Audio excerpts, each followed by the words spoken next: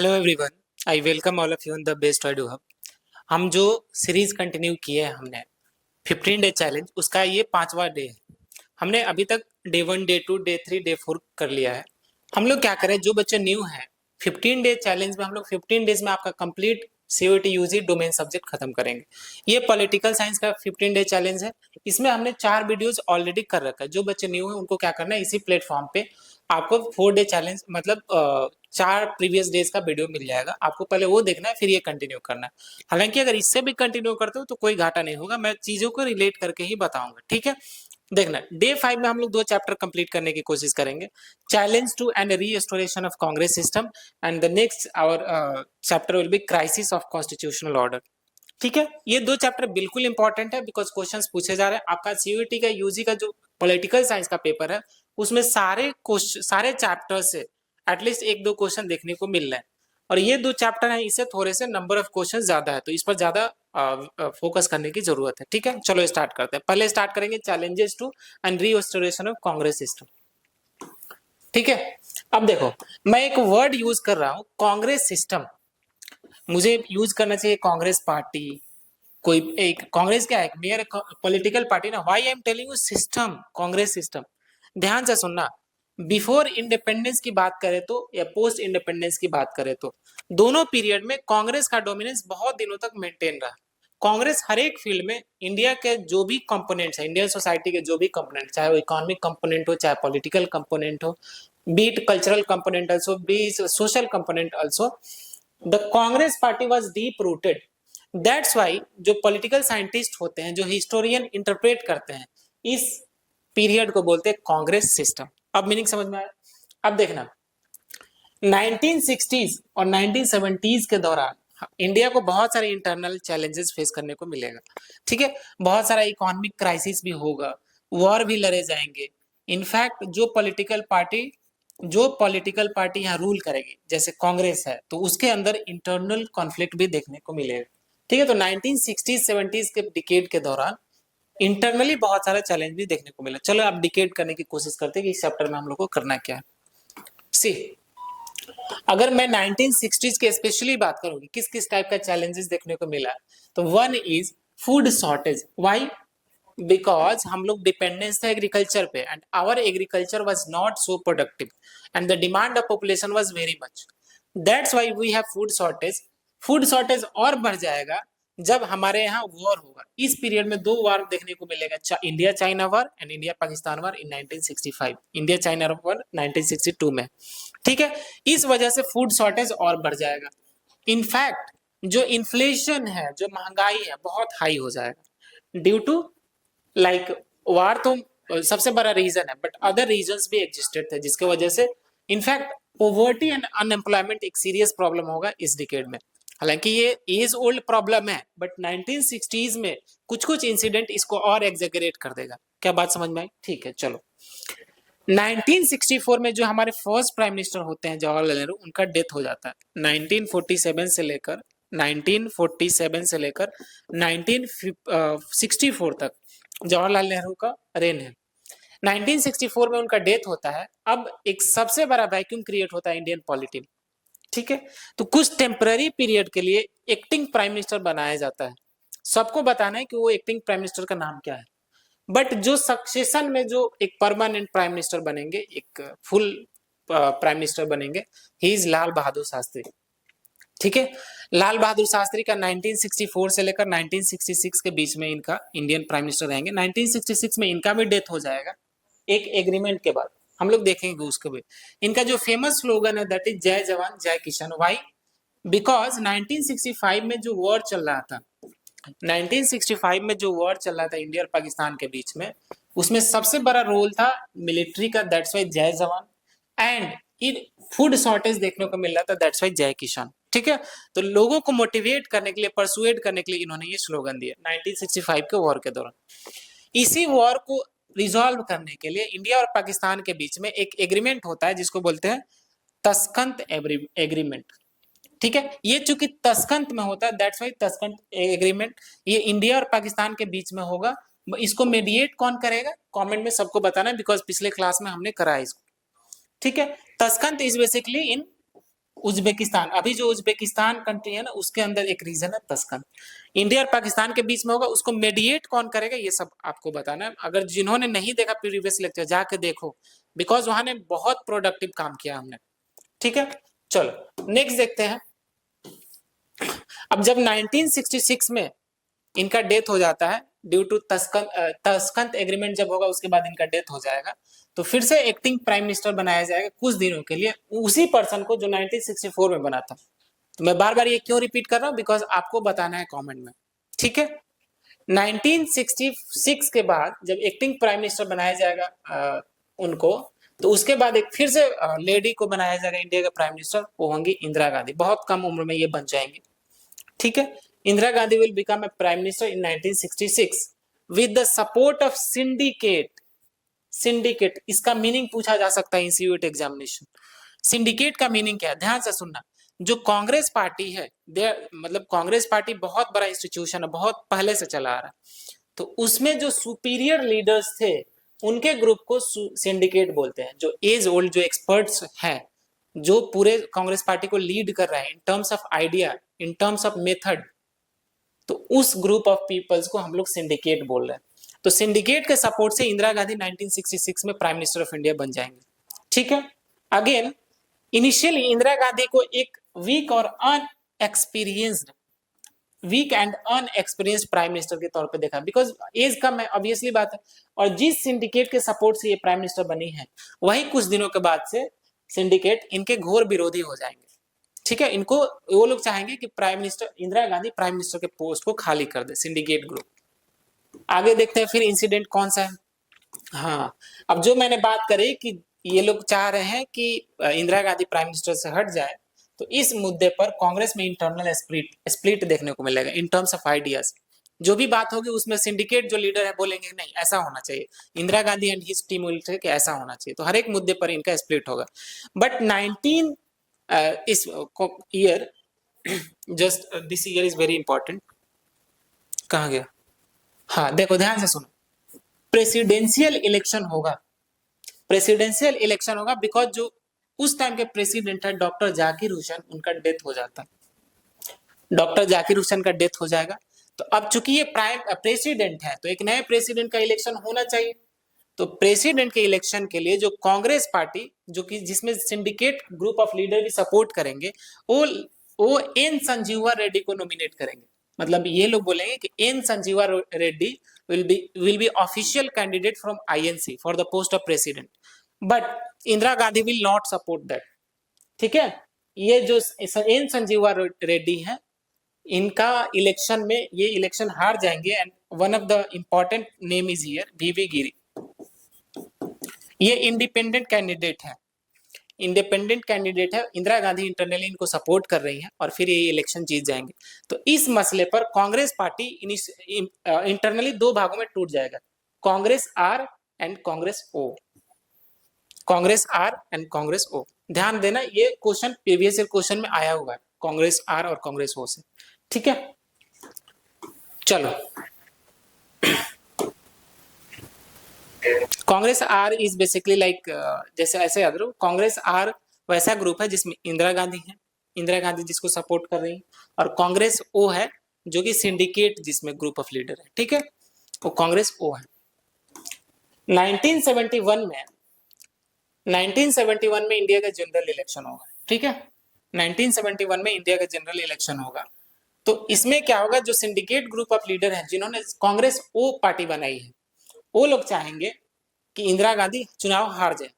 तो इंदिरा गांधी को चुनाव हराने के लिए ये लोग जो अदर अपोजिशन पार्टीज हैं उनके साथ कोलिशन करेंगे। कौन कौन से पार्टीज होंगे, लाइक कांग्रेस वो तो ऑब्वियसली होगा, अदर पार्टीज लाइक जनसंघ, स्वतंत्रता पार्टी और छोटे छोटे जो पॉलिटिकल पार्टीज होगा उनके साथ कोलिशन करेंगे।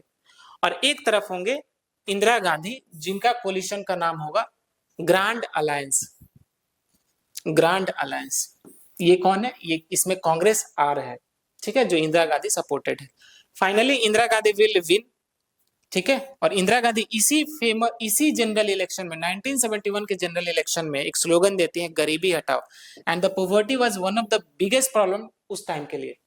ठीक है, 1971 में इनफैक्ट इंडिया और इंडिया और पाकिस्तान का वॉर भी है, ठीक है, जिसमें बांग्लादेश को लिबरेशन मिलेगा फ्रॉम ईस्ट पाकिस्तान, ठीक है।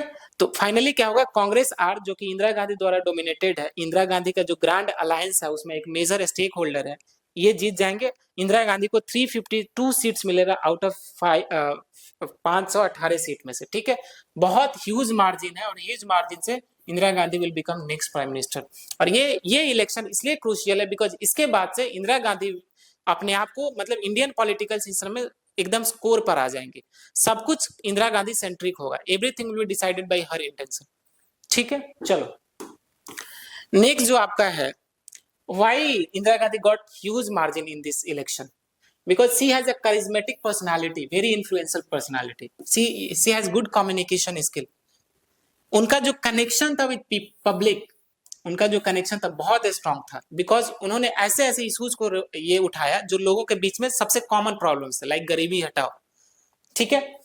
अपोजिशन जो था, जैसे अपोजिशन हमने बात करी ना कि कांग्रेस ओ है, जनसंघ है, ठीक है, ये सारे मिलकर, तो लोगों के बीच में ये लगेगा कि ये जो अपोजिशन पार्टी इसलिए बने हैं, ये चूंकि अपॉर्चुनिटी का फायदा उठाना चाह रहे, that's why they form alliance, उनका कोई इंटेंशन नहीं है in terms of development.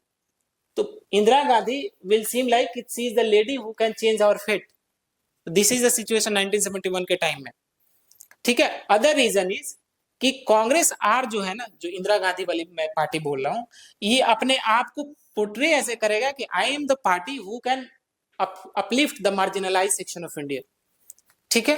That's why some reason कि ये 1971 में बहुत ह्यूज विक्ट्री मिला इंदिरा गांधी को, ठीक है।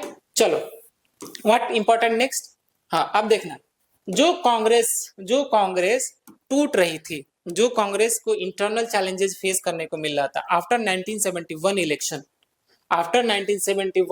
इंदिरा गांधी कांग्रेस पार्टी फिर से रीऑर्गेनाइज हो जाएगा, इन सेंटर में कौन होगा, इंदिरा गांधी, ठीक है। तो that is why restoration of Congress system, and हमने क्या देखा, चैप्टर का भी नाम रखा गया challenges and restoration of the Congress system, ठीक है। Congress regained political dominance, yes, कितना बहुत ज्यादा सीट मिल गया ना, 350 के आसपास सीट मिल गया, ठीक है। जो इंस्टीट्यूशनल डोमिनेंस हुआ करता था, कांग्रेस का डोमिनेंस हुआ करता था, वो अब शिफ्ट होकर पर्सनलाइज्ड लीडरशिप डोमिनेंस हो जाएगा, मतलब इंदिरा गांधी का डोमिनेंस हो जाएगा, ठीक है, from institution to personalized. Next change जो आपको देखने को मिलेगा कि एक पर्सनालिटी कल्ट देखने को मिलेगा। कल्ट मीन्स क्या होता है, ऐसे समझो कि एक फैन फॉलोइंग बहुत बड़ा देखने को मिलेगा, ठीक है। तो उससे पहले कांग्रेस सब जगह कांग्रेस, अब क्या हो जाएगा, सब जगह इंदिरा। क्या बात समझ में आई, चलो कांग्रेस फिर से डोमिनेंस मिल गया। तो दिस इज जो इस चैप्टर के लिए इतना ही इंफॉर्मेशन इंपॉर्टेंट है। नेक्स्ट चैप्टर हम लोग स्टार्ट करते हैं, क्राइसिस ऑफ कॉन्स्टिट्यूशनल ऑर्डर। अब इंदिरा गांधी को ह्यूज बहुत बड़ा मार्जिन से इनको विक्ट्री मिल गया, सब जगह इंदिरा ही हो रहा है। तो अब जो एक इंपॉर्टेंट इनके ड्यूरेशन के टाइम क्राइसिस होता है, जिसको बोला जाता है कि India's biggest political crisis, and that is the declaration of emergency, national emergency. तो इस पर्टिकुलर चैप्टर में क्राइसिस ऑफ कॉन्स्टिट्यूशनल ऑर्डर में हम लोग को सिर्फ इमरजेंसी के दौरान इमरजेंसी, उससे रिलेटेड फीचर्स, उससे रिलेटेड इंपॉर्टेंट इंसिडेंट यही पढ़ना है, ठीक है। चलो इमरजेंसी हम लोग जानते हैं कि 1975 में डिक्लेयर होता है, 1977 तक चलता है, ठीक है। इसको इंडियाज बिगेस्ट पॉलिटिकल क्राइसिस बोलते हैं, हमने बात करी भी। ये इमरजेंसी के दौरान कुछ ऐसे स्टेप्स लिए गए जो हमारे डेमोक्रेसी पे सवाल उठाता है कि is India a democratic country. एक डेमोक्रेटिक कंट्री में ऐसी चीजें होनी चाहिए, कैसी चीजें हम लोग आगे डिस्कशन करेंगे। ये कॉन्स्टिट्यूशनल प्रोविजंस पे सवाल उठाएगा कि द कॉन्स्टिट्यूशनलिज्म, जो हमारे कॉन्स्टिट्यूशनल मेकर्स थे, कॉन्स्टिट्यूशन मेकर्स थे, उन्होंने जिस विजन के साथ कॉन्स्टिट्यूशन को फ्रेम किया था, क्या जो स्टेप गवर्नमेंट ले रही है during emergency, is it really a feature of constitution, इस पे सवाल उठेगा। नेक्स्ट इज सिविल लिबर्टीज को कर्टेल किया जाएगा, ठीक है, जो आपका सिविल राइट्स है ना, लिबर्टीज है ना, उस पर सेंसरशिप लगाया जाएगा। देन पॉलिटिकल एथिक्स का भी सवाल आएगा कि at least you should have a good ethics in terms of politics also. तो ये सब 1975 जब इमरजेंसी डिक्लेयर होगा तो ये सारे क्वेश्चंस पूछे जाएंगे, ठीक है। चलो थोड़ा सा बैकग्राउंड देख लेते हैं कि इमरजेंसी का बैकग्राउंड क्या रहा। हमने अभी जस्ट बात करा जनरल इलेक्शन 1971 का, जिसमें हमने देखा कि सेंटर पे एक स्ट्रॉन्ग गवर्नमेंट एस्टेब्लिश हो गई, Indira Gandhi and his cabinet. ठीक है, बट ये इस गवर्नमेंट को कुछ प्रॉब्लम भी फेस करने को पड़ा, लाइक इकोनॉमिक प्रॉब्लम्स। यस, 1971 का war, inflation, poverty, unemployment, rising unemployment, inflation, in fact mass movement will also take place. ठीक है, बिफोर इमरजेंसी दो मूवमेंट, मेजर मूवमेंट देखने को मिला। एक है नव निर्माण मूवमेंट जो कि गुजरात में चलेगा। 1974 में क्या होगा, गुजरात के कुछ स्टूडेंट्स ऑर्गेनाइज होंगे और जो देश में प्रॉब्लम था like poverty, unemployment, inflation, slow economic growth, तो इन सब के लिए एक मूवमेंट चलाया जाएगा, नव निर्माण मूवमेंट गुजरात में स्टूडेंट्स के द्वारा। In the same way Bihar में भी एक मूवमेंट देखने को मिलेगा, it is called Bihar movement. Bihar movement 1974 में ही देखने को मिलेगा। ठीक है, ये जो बिहार मूवमेंट है इसको हिंदी में बोलते हैं संपूर्ण क्रांति या फिर टोटल रिवॉल्यूशन भी बोलते हैं। ये जो मूवमेंट है जयप्रकाश नारायण द्वारा चलाया जाएगा। इनको जेपी भी कॉमनली बोलते हैं। ठीक है, he is a socialist leader, he is a socialist leader.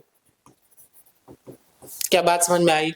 He is a socialist leader. तो ये दो मूवमेंट बिल्कुल इंपॉर्टेंट, आपके सिलेबस में सीयूटी में मेंशन कर रखा है, नव निर्माण मूवमेंट, टोटल रिवॉल्यूशन या फिर बिहार रिवॉल्यूशन, बिहार मूवमेंट। तो ये क्यों, ये दोनों स्टूडेंट मूवमेंट थे against the problem which the country was facing in that contemporary period. ठीक है, like unemployment, inflation, poverty and all that. But एक मेजर जो इंसिडेंट होगा जिसके वजह से इमरजेंसी लगेगी, ध्यान से सुनना। एक व्यक्ति है राज नारायण, उनका नाम है Raj Narayan. Just a second, हाँ देखो, राज नारायण है, ये एक कैंडिडेट है, मतलब इलेक्शन में खड़े होंगे बट ये इलेक्शन हार जाएंगे। तो ये क्या करेंगे, एक इलेक्शन पिटीशन फाइल करेंगे हाई कोर्ट में। ठीक है, इलेक्शन पिटीशन फाइल करेंगे। इस पिटीशन में क्या होगा कि ये एलिगेशन लगाएंगे इंदिरा गांधी पे कि Indira Gandhi has involve in malpractices in election fraud में, इलेक्शन मैल प्रैक्टिसेस में इन्वॉल्व है इंदिरा गांधी। तो इसी पिटीशन पे इलाहाबाद का हाई कोर्ट वर्डिक्ट देगा इन 1975। ठीक है, एक्चुअल अगर डेट याद रखना है तो हाँ डेट याद कर लो, बिकॉज इसके बाद से इमरजेंसी लगेगा। ठीक है, 12 जून 1975 को इलाहाबाद हाई कोर्ट ने अपना वर्डिक्ट दिया इन राज नारायण केस। क्या वर्डिक्ट देगा, बोलेगा कि yes Indira Gandhi is found in malpractices, guilty उनको मान लेगा। इनफैक्ट उनका जो इलेक्शन है ना, Indira Gandhi will also fought election Lok Sabha का मेंबर बनने के लिए, तो उनके इलेक्शन को वॉइड करार दे देगा, नल एंड वॉइड कर देगा। मतलब she is not now a member of Lok Sabha. जब लोकसभा के मेंबर नहीं रहेंगे तो प्राइम मिनिस्टर नहीं रहेंगे। ठीक है, अब इनफैक्ट इलाहाबाद हाई कोर्ट ने उनको 6 इयर्स तक इलेक्शन लड़ने से पर बैन भी लगा दिया। तो दिस इज द 12 जून 1975 का वर्डिक्ट। ठीक है, इंदिरा गांधी इसके बाद क्या करेंगे, सुप्रीम कोर्ट पहुंच जाएंगे। सुप्रीम कोर्ट का इंतजार किए बिना ये क्या करेंगी, 25 जून, ध्यान से सुनना, 12 जून को वर्डिक्ट आया इलाहाबाद हाई कोर्ट को, सुप्रीम कोर्ट पहुंच जाएंगे, बट उसके वर्डिक्ट आने से पहले 25 जून 1975 को ये प्रेसिडेंट को सजेस्ट करेंगे कि अब आप देश में नेशनल इमरजेंसी लगा दीजिए अंडर आर्टिकल 352। मतलब कॉन्स्टिट्यूशन में एक article 352 which talks about national emergency. ठीक है, नेशनल इमरजेंसी, एक बात याद रखना, नेशनल इमरजेंसी लगाने के लिए एक प्रोविजन, मतलब अभी जब लाइक इमरजेंसी जब खत्म हो जाएगा तो एक प्रोविजन जुड़ेगा कि अगर देश में नेशनल इमरजेंसी लगाना है तो कैबिनेट का रिटन अप्रूवल लाना होगा। मतलब प्राइम मिनिस्टर सिर्फ ऐसा नहीं कि प्रेसिडेंट को रिकमेंड कर दे, कैबिनेट मीटिंग होगी, उसमें रिटन अप्रूवल लाके तब जाकर प्रेसिडेंट नेशनल इमरजेंसी लगाएंगे। But Indira Gandhi direct president को सजेस्ट करेंगी और प्रेसिडेंट क्या करेंगे, देश में नेशनल इमरजेंसी लगा देंगे। अब देखो, नेशनल इमरजेंसी लगाने के लिए कुछ ग्राउंड होते हैं कि किस ग्राउंड पे नेशनल इमरजेंसी लगाया जाए। तो जो 1975 का इमरजेंसी लगा था, that was on the ground of internal disturbance, कि देश में इंटरनल डिस्टर्बेंस है, इस ग्राउंड पर नेशनल इमरजेंसी लगा दी। तो ये जो आर्टिकल है ना, दिस इज वेरी इंपॉर्टेंट, 352। ठीक है, अब चलो मैं यहाँ, चूंकि मैं इमरजेंसी का एक आर्टिकल मैंने बता दिया, तो इंडिया में जितने टाइप ऑफ इमरजेंसीज है उसकी मैं चर्चा करता हूँ। ध्यान से सुनना, इमरजेंसी 3 टाइप का है। एक इमरजेंसी को बोलते हैं नेशनल इमरजेंसी, दूसरा इमरजेंसी है स्टेट इमरजेंसी, जिसको प्रेसिडेंशियल रूल भी बोलते हैं, and third emergency is financial emergency. तो आर्टिकल कैसे याद रखना है, तो आर्टिकल 352 याद रख लो। Article 352 talks about national emergency. इसमें क्या करो, +4 करो तो आर्टिकल 356 आ जाएगा, तो ये आ जाएगा स्टेट इमरजेंसी, जिसको प्रेसिडेंशियल रूल भी बोल रहे हैं। इसमें 4 ऐड कर दो, 360, तो ये आ जाएगा फाइनेंशियल इमरजेंसी। फाइनेंशियल इमरजेंसी में क्या होता है, तो जो भी सरकारी जॉब में है द पीपल्स, उनकी सैलरी कम आती है, ठीक है, मतलब बहुत सारी, ये इतना डिटेल में आप लोगों को नहीं करना है, एक रफ आइडिया रखो माइंड में, ठीक है। चलो फिर से अपने टॉपिक पे आते हैं। हमारे देश में अब इमरजेंसी लग गई ऑन 25 जून 1975, ठीक है। इमरजेंसी के दौरान क्या होता है, फंडामेंटल राइट सस्पेंड हो जाता है। इमरजेंसी के दौरान फंडामेंटल राइट सस्पेंड हो जाता है, हालांकि देयर इज एक्सेप्शन कि आर्टिकल 20 और 21 किसी भी हाल में सस्पेंड नहीं होगा, ठीक है, right to life and all that.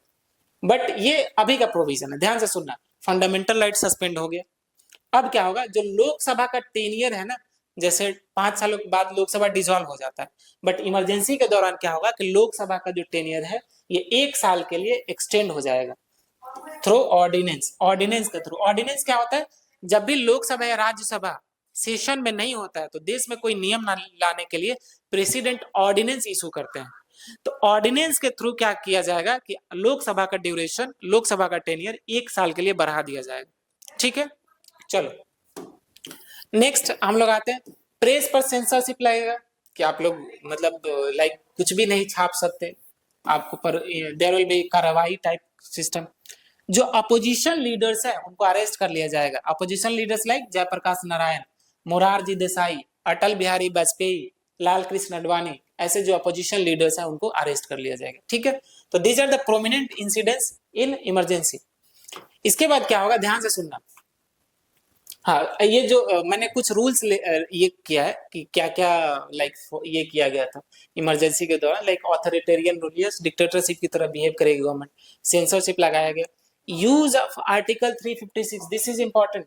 अभी मैंने बताया कि 352 में 4 जोड़ोगे तो 356 आएगा, जो कि बात करता है स्टेट इमरजेंसी से, प्रेसिडेंट रूल से। तो जिस उस टाइम जो स्टेट गवर्नमेंट भी तो होगी ना, central government and state government, तो जिस स्टेट में कांग्रेस की गवर्नमेंट नहीं है वहां पे क्या किया जाएगा, प्रेसिडेंट रूल लगा दिया जाएगा, मतलब वहां की सरकार जो इलेक्टेड गवर्नमेंट है वो गिर जाएगी, ठीक है, वहां प्रेसिडेंट लगा दिया जाएगा ड्यूरिंग नेशनल इमरजेंसी, ठीक है, अंडर आर्टिकल ऑफ 356। अब इंपॉर्टेंट इज इसी time parliament of India will pass a constitutional amendment act, जिसको बोलते हैं 42 कॉन्स्टिट्यूशनल अमेंडमेंट एक्ट 1976। अब कभी कब जैसे 42 याद रखना कि ड्यूरिंग इमरजेंसी ये आया था, ठीक है, इमरजेंसी के टाइम आया था 42nd amendment act. But year का भी बच्चों में बहुत कंफ्यूजन था, किस साल ये कॉन्स्टिट्यूशनल अमेंडमेंट एक्ट आया था। तो 4+2 को जोड़ दोगे तो 6 आएगा, तो लास्ट में 6 होना चाहिए, मतलब 1976, ठीक है, याद रखने का एक तरीका हो गया। अब इस कॉन्स्टिट्यूशनल अमेंडमेंट में हमारे कॉन्स्टिट्यूशन में क्या क्या जोड़ा गया, क्या क्या हटाया गया, उसके बारे में चर्चा करते हैं। ये सेंट्रलाइजेशन को बढ़ा देगा, मतलब सेंट्रल गवर्नमेंट को ज्यादा पावरफुल करेगा, ठीक है। जो जुडिशियल पावर है, जुडिशियल जो रिव्यू, जुडिशरी जो रिव्यू करती है कि अगर सेंट्रल गवर्नमेंट या स्टेट गवर्नमेंट कोई भी काम कर रही है तो कॉन्स्टिट्यूशन के प्रोविजन के अनुसार कर रही है कि नहीं, तो इसको चेक करने के लिए हायर जुडिशरी जुडिशियल रिव्यू करता है। तो जुडिशियल रिव्यू पर रेस्ट्रिक्शन लगाने की कोशिश की जाएगी इस अमेंडमेंट के थ्रू, ठीक है। नेक्स्ट आएगा कि हमारे प्रियम्बल में, ध्यान से सुनना, हमारे प्रियम्बल में 3 वर्ड जोड़े जाएंगे, हमारे प्रियम्बल में 3 वर्ड जोड़े जाएंगे 42nd कॉन्स्टिट्यूशनल अमेंडमेंट एक्ट से। कौन कौन से वर्ड है, सोशलिस्ट, सेकुलर एंड इंटीग्रिटी। याद कैसे रखेंगे, एसएसआई याद रखो, एसएसआई याद रखो, या फिर आईएसएस याद रख लो, integrity, socialist, secular, socialist, secular, integrity, ठीक है। 3 वर्ड जोड़े जाएंगे 42nd कॉन्स्टिट्यूशन। कहां जोड़े जाएंगे, तो इन आवर प्रियम्बल, प्रियम्बल में जोड़ा जाएगा, ठीक है। इस कॉन्स्टिट्यूशनल अमेंडमेंट एक्ट को मिनी कॉन्स्टिट्यूशन भी बोला जाता है, क्यों, बिकॉज इस पर्टिकुलर कॉन्स्टिट्यूशनल अमेंडमेंट में सबसे ज्यादा कोई चीज जोड़ा गया था, कोई चीज हटाया गया था। इनफैक्ट इसी से फंडामेंटल ड्यूटीज भी आएगा हमारे कॉन्स्टिट्यूशन में। तो जितना आप लोगों के लिए जरूरत है दैट इतना ही मैं कॉन्टेक्स्ट दे रहा हूँ, हालांकि इस पर्टिकुलर कॉन्स्टिट्यूशनल अमेंडमेंट से बहुत सारी चीजें जोड़ी जाएंगी और कुछ चीजें हटाई भी जाएंगी। तो एक बात हमेशा याद रखना कि एक कॉन्स्टिट्यूशनल अमेंडमेंट से जरूरी नहीं कि सिर्फ एक ही चीज जोड़ी जाती है, बहुत सारी चीजें जोड़ी जाती है अलग अलग पार्ट्स में। ठीक है, चलो नेक्स्ट चीज। अब देखो इमरजेंसी के बाद 1977 में जनरल इलेक्शन होगा, जैसे 1971 में हो गया। दूसरा कब होना चाहिए? 1976 में होना चाहिए, बिकॉज 5 सालों के लिए होता, बट इमरजेंसी लग गया, 1 सालों के लिए एक्सटेंड हो गया 1977। तो 1977 में अगला जनरल इलेक्शन होता है। इसमें क्या होगा, अब चूंकि इमरजेंसी लग गया तो लोगों में बहुत ज्यादा गुस्सा रहेगा टुवर्ड्स इंदिरा गांधी। ठीक है, तो इसी का फायदा उठा के अपोजिशन क्या करेगा, अपोजिशन एक कोलिशन बनाएगा, कोलिशन अंडर जनता पार्टी। ध्यान से सुनना, जनता पार्टी के अंडर एक कोलिशन बनेगा जो जिसके हेड होंगे जेपी, जयप्रकाश नारायण।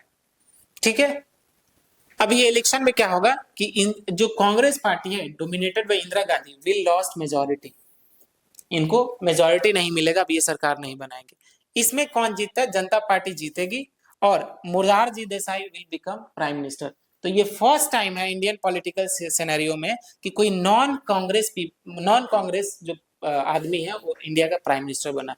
तो first non Congress prime minister कौन है? मोरारजी देसाई, जो 1977 के जनरल इलेक्शन से बने थे और जनता पार्टी से बिलोंग करते हैं। ठीक है, चलो नेक्स्ट इज, अब जनता पार्टी का सरकार रहेगा, कांग्रेस बाहर है सरकार से, तो उस टाइम एक कॉन्स्टिट्यूशनल अमेंडमेंट एक्ट आएगा। This is 44th constitutional amendment act 1978।